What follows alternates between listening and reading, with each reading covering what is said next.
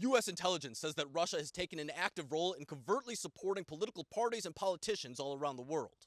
The State Department releasing a summary of the findings, stating Moscow spent $300 million in at least 24 countries dating back to 2014, the year where Russia annexed the Crimean Peninsula in Ukraine.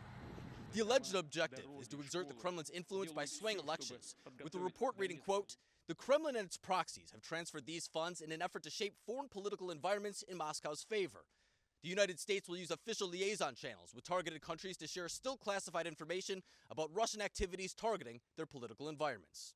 The State Department saying this week that, much like the invasion of Ukraine, these actions present a grave threat to global democracy. But what Russia is doing around the world in terms of its election meddling is also an assault on sovereignty. It is an effort to chip away at the ability of people around the world to choose the government that they see best fit to represent them, to represent their interests, to represent their values.